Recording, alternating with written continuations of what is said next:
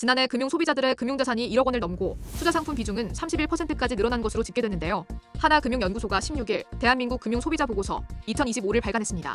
이 보고서는 최근 3년간 금융소비자의 금융거래 변화를 추적했고 서울과 수도권에 거주하는 20세, 64세 금융소비자 5,000명을 대상으로 조사한 결과를 담았습니다. 올해에는 금융소비자들이 실속 있는 투자상품과 해외 금융상품 가입에 높은 의향을 보였습니다. 특히 국내 주식보다 해외 주식을 선호했고 가상자산 투자에 대한 신규 거래 의향이 전년 대비 2배 이상 늘었습니다. 보고서에 따르면 지난해 금융소비자의 평균 금융자산은 전년 대비 1,000만 원 이상 상승하며 1억 원대에 진입했습니다. 금융자산의 변화가 거의 없었던 코로나 팬데믹 기간과 비교하면 2024년 금융자산의 규모는 크게 회복된 모습입니다.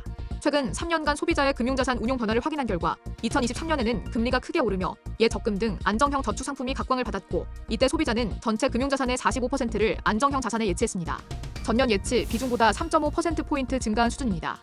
그러나 지난해에는 국내외 주식시장의 상승과 금리 인하에 대한 기대감으로 투자에 대한 관심이 높아졌습니다. 안정형 저축 상품에 예치한 자금과 대기성 자금의 예치 비중이 줄면서 해당 자산은 투자 신탁 자산으로 이동했습니다. 최근 투자 자산의 비중이 증가하는 것은 기존의 투자에 적극적이었던 X세대와 베이비 부머 세대에서 투자에 대한 관심이 이어진 탓도 있지만 밀레니얼 세대를 중심으로 젊은 층에서 투자 상품 거래가 크게 늘었기 때문입니다. 2023년 밀레니얼 세대의 금융자산 중 22%가 투자 자산이었지만 2024년에는 5.7%포인트 상승해 28%까지 확대됐습니다. G세대 또한 지난해보다 약 3.8%포인트 증가해 금융자산 중 투자자산이 차지하는 비중이 20%를 넘게 됐습니다. 자산이 많을수록 투자자산도 더 크게 증가하는 모습을 보였습니다. 금융자산 1,000만 원 미만일 경우 투자자산의 비중 변화가 없었고 1억 원 미만에서는 2%포인트대의 증가율을 보인 반면 1억 원 이상에서는 증가율이 3%포인트대까지 커져 투자자산이 금융자산의 30% 이상을 차지했습니다. 소비자는 이미 대중적으로 보유 중인 정기 예적금과 국내 주식 등을 유지하면서도 절세와 해외 시장을 겨냥한 투자 상품에 눈길을 돌렸습니다.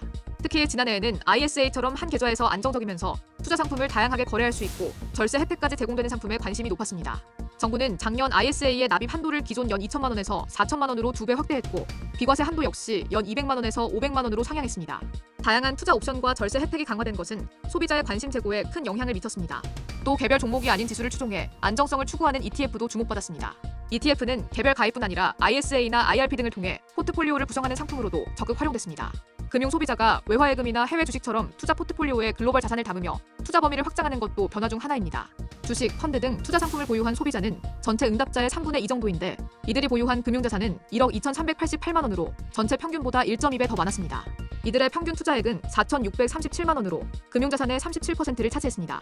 전체 중에서는 절반 투자자 10명 중에서는 8명이 주식을 거래했고 주식 투자자의 금융자산은 1억 3,154만 원, 평균 투자액은 5천만 원을 넘어 일반 투자자보다 더 많은 자산을 보유하고 있음이 확인됐습니다.